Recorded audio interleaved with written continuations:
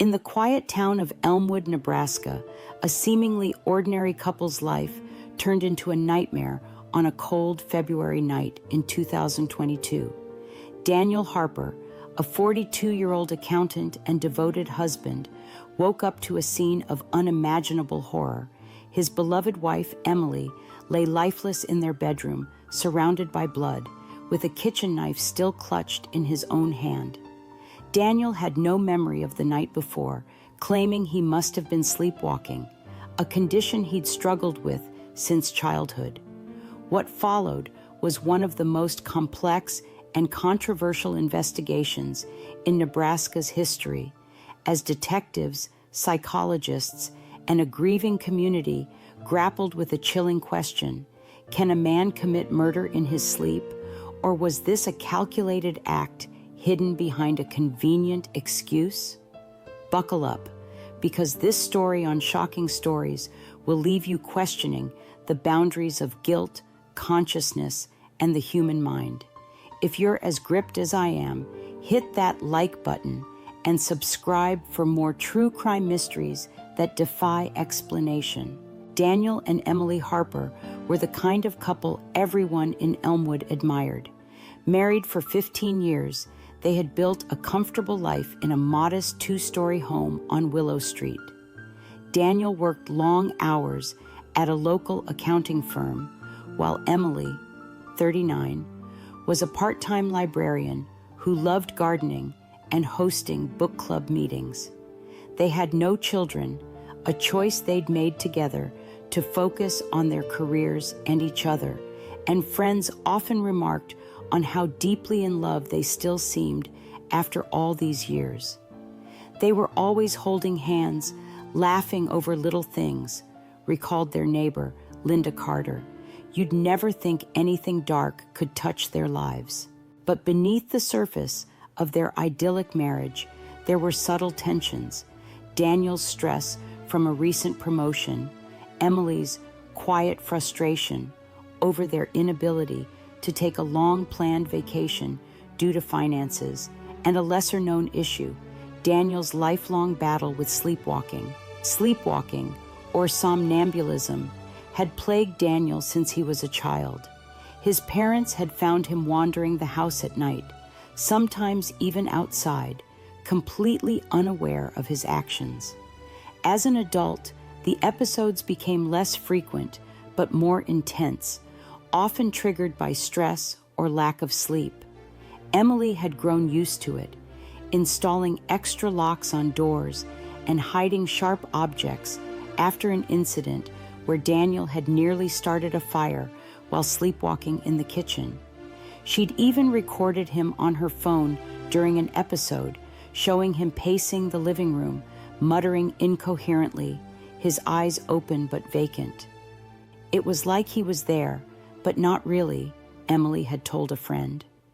Despite these precautions, neither of them could have predicted the tragedy that unfolded on the night of February 12, 2022. That evening started like any other. Daniel came home from work exhausted after a late meeting, while Emily prepared a simple dinner of spaghetti and garlic bread. They watched a movie on the couch, shared a glass of wine, and went to bed around 10:30 p.m. According to Daniel's later statement, he remembered kissing Emily goodnight and feeling the weight of the day lift as he drifted off. The next thing he knew, he was standing in their bedroom at 3:47 a.m., the room bathed in the dim glow of a bedside lamp, his hands sticky with blood. Emily lay on the floor near the bed, her nightgown soaked crimson, multiple stab wounds covering her chest and abdomen. A kitchen knife, one from their own set, was in Daniel's right hand, his knuckles white from gripping it. The bed sheets were torn, the room in disarray, as if a violent struggle had taken place. Daniel's screams woke the neighbors, and Linda Carter, hearing the commotion, called 911 at 3:52 a.m. When Elmwood police arrived, they found Daniel in a state of shock, still holding the knife, his pajamas stained with blood. "I don't know what happened," he kept repeating, his voice hollow. I woke up like this. I didn't do this. I couldn't have done this. Officers secured the scene, noting no signs of forced entry or an intruder. Every door and window was locked from the inside. Emily was pronounced dead at the scene, the brutality of the attack evident in the 14 stab wounds, counted by the responding paramedic. Daniel was taken into custody. His lack of memory and sleepwalking history immediately raising questions. Was this a tragic accident caused by a rare, violent sleepwalking episode? Or was Daniel Harper hiding a darker truth behind a convenient alibi? Detective Brian Keller, a 20-year veteran with the Elmwood PD, led the investigation. From the start, he faced a case unlike any other in his career.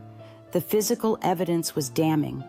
Daniel's fingerprints were on the knife, his DNA mixed with Emily's blood on his hands and clothing, and the angle of the wounds suggested an attacker of his height and build. Yet Daniel's emotional state seemed genuine. He was inconsolable, vomiting when shown photos of the crime scene, and repeatedly asking to see Emily, as if unable to grasp that she was gone. I've seen a lot of killers fake remorse, Keller later told a local reporter. But this guy, either he's the best actor I've ever met, or he really doesn't know what happened. Keller dug into Daniel's sleepwalking history, interviewing family and friends who confirmed the condition. Daniel's mother, Ruth Harper, provided childhood medical records showing he'd been diagnosed with somnambulism at age 8, with episodes including walking into traffic and attempting to climb out of windows.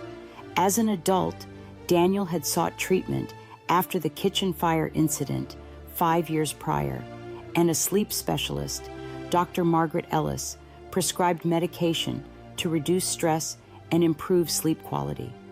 Dr. Ellis told investigators that while most sleepwalking episodes are harmless, rare cases, especially under extreme stress, can involve complex behaviors like cooking, driving, or even violence. It's called parasomnia, she explained. The brain is in a state between sleep and wakefulness, capable of physical actions without conscious intent. There have been documented cases of sleepwalkers committing violent acts, including murder, with no memory afterward. Could this explain Daniel's actions, or was it too convenient an excuse? The investigation took a deeper turn when Keller examined the couple's relationship for signs of motive. Friends revealed small but telling cracks in the Harpers' marriage.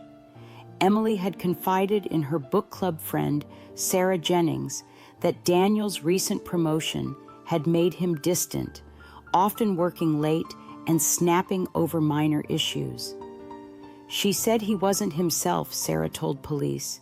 She wondered if the stress was making his sleepwalking worse, but she also felt like he was hiding something. Financial records showed the couple was in debt, with Daniel taking out a $50,000 loan to cover unexpected medical bills from Emily's appendectomy the previous year. A life insurance policy on Emily, worth $300,000, named Daniel as the sole beneficiary, a potential motive for murder if the sleepwalking defense didn't hold. Keller also uncovered a heated argument between the couple 2 weeks before the incident, overheard by a neighbor, where Emily was heard saying, "I can't keep pretending everything's fine." What was she referring to? Was there a secret in their marriage that pushed Daniel to violence, consciously or not? Forensic analysis of the crime scene added more layers of complexity. The blood spatter suggested a frenzied attack, with multiple strikes delivered in rapid succession, inconsistent with the slow, deliberate movements often associated with sleepwalkers. However, a neurologist consulted by the police noted that sleepwalking violence can mimic conscious aggression due to the brain's ability to execute learned behaviors without awareness. The knife, taken from the kitchen downstairs, implied Daniel had navigated the house in his sleep, a feat documented in other parasomnia cases. But the lack of blood on the stairs or hallway raised questions. Had Daniel cleaned up partially before waking up, or was the scene staged to look like a spontaneous act? A single footprint in blood near the bedroom door didn't match Daniel's bare feet or Emily's slippers, hinting at a possible third party, though it was too smudged for a clear identification. This anomaly became a red herring that fueled wild theories in Elmwood. Had someone else been in the house, or was it a trick of the crime scene? As the case gained media attention, public opinion split sharply. Some in Elmwood rallied behind Daniel, believing his sleepwalking defense and pointing to his lack of criminal history and genuine grief. A local pastor started a fundraiser for his legal fees, calling him a good man caught in a tragic accident. Others saw a cold-blooded killer hiding behind a rare condition, fueled by tabloid headlines like "Sleepwalking Slaughter, Husband's Deadly Dream." Online forums buzzed with speculation, some users digging up obscure cases of sleepwalking violence to support Daniel, while others argued the financial motive and marital tension painted a clearer picture of premeditation. The pressure mounted on Detective Keller to find definitive proof, but the truth remained maddeningly elusive. Daniel was charged with second-degree murder, a compromise reflecting the uncertainty of intent, and released on bail with an ankle monitor while awaiting trial. His defense team, led by attorney Rachel Monroe, hired a team of sleep experts to conduct polysomnography tests, monitoring Daniel's brain activity during sleep. The results were inconclusive. While he exhibited signs of parasomnia, including walking and talking in his sleep, no violent tendencies were observed in a controlled setting. Dr. Ellis, testifying for the defense, argued that real-world stressors couldn't be replicated in a lab, and cited a 2005 case in Canada where a man was acquitted of murdering his mother-in-law during a sleepwalking episode. "The science is clear," she told the court. "A sleepwalker can perform complex actions without intent or memory. Daniel loved Emily. He had no reason to harm her consciously." The prosecution, led by ADA Michael Grant, countered with a psychological evaluation, suggesting Daniel might be exaggerating or fabricating his condition. They pointed to inconsistencies in his story. Why did he wake up mid-act if sleepwalkers typically remain unaware until fully roused? A neighbor's security camera captured a light flickering in the Harper kitchen at 2:15 a.m., over an hour before Daniel claimed to wake up, suggesting he may have been conscious and moving around earlier. Grant argued that stress and financial strain, combined with suppressed anger over marital issues, could have driven Daniel to snap, using sleepwalking as a post-crime excuse. "This isn't a medical mystery," Grant told the jury. "It's a man who lost control and now wants us to believe he was asleep. The evidence doesn't lie. Emily Harper was brutally murdered by the person she trusted most." The trial, held in late 2022, captivated Nebraska. Expert witnesses clashed over the science of sleepwalking, with the defense emphasizing documented cases of parasomnia violence and the prosecution highlighting the rarity and skepticism surrounding such claims. Jurors were shown graphic crime scene photos, forcing them to confront the brutality of Emily's death, while Daniel's tearful testimony, where he broke down describing waking up to a nightmare I couldn't escape, swayed some to sympathy. The smudged footprint became a point of contention, with the defense suggesting an intruder and the prosecution dismissing it as irrelevant or planted. After a grueling 10-day trial, and 18 hours of deliberation, the jury returned a verdict of not guilty by reason of temporary insanity due to parasomnia. Daniel was ordered to undergo psychiatric treatment and remain under supervision, but he walked free from criminal charges, a decision that divided Elmwood further. Yet the story doesn't end with the verdict. 6 months after the trial, Detective Keller received an anonymous letter postmarked from a neighboring state. The typed message read, "You missed the real story. Check the basement. She wasn't the first." Keller, still haunted by the case, reopened the investigation unofficially, searching the Harper home's basement with a small team. Beneath a loose floorboard, they found a hidden box containing old photographs of Emily with another man, love letters dated years before her marriage to Daniel, and a small vial of an unidentified substance.